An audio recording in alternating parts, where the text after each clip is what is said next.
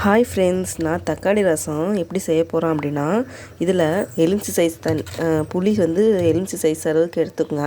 அதை நான் நல்லா கரைச்சிக்கிட்டேன். தக்காளி வந்து 4 தக்காளி நல்லா இதில் மிக்ஸ் பண்ணிக்கிட்டேன். கொஞ்சமாக 1/2 ஸ்பூன் மஞ்சத்தூளும் மிளகு ஜீரகம் இடித்து வச்சுருக்கேன். பூண்டு நல்லா தட்டி அதிலே சேர்த்துக்கிட்டேன். நமக்கு ரசத்துக்கு தேவையான எல்லாத்தையும் நான் இதில் சேர்த்து வச்சுக்கிட்டேன். இதில் தேவையான அளவு கொஞ்சம் தண்ணியும் சேர்த்துக்கலாம். இப்போ நான் தாளிப்பு மட்டும்தான். இப்போ நம்ம ரசத்துக்கு தாளிக்கலாம். அதுக்கு முதல்ல எண்ணெய் கொஞ்சமாக கடுகு. நான் பசங்க சாப்பிட்றதால ஒரு 3 பட்டை மிளகாய் உடச்சி போட்டுக்கிறேன். இது காம்போடே போட்டுக்கலாம், டேஸ்ட்டாக இருக்கும். நான் எப்பவுமே காம்பை கிள்றது கிடையாது. இது கூட நம்ம சேர்த்து வச்ச இந்த ரச தண்ணியை ஊற்றிக்கலாம்.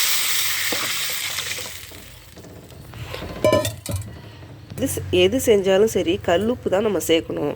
கல்லுப்பு சேர்த்தா தான் நமக்கு டேஸ்ட் கொடுக்கும். உப்பு பத்தலை அப்படின்னா நீங்கள் தூள் உப்பு சேர்த்துக்கலாம் பின்பு.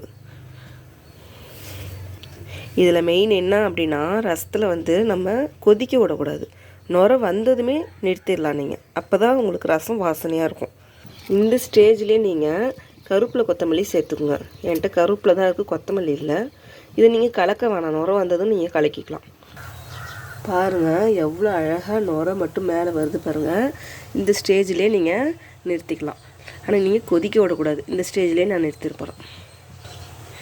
நான் சொன்ன மாதிரியே நீங்கள் ரசம் வச்சு பாருங்கள், மறக்காமல் செஞ்சு பாருங்கள், பசங்களுக்கு ஊட்டி பாருங்கள்.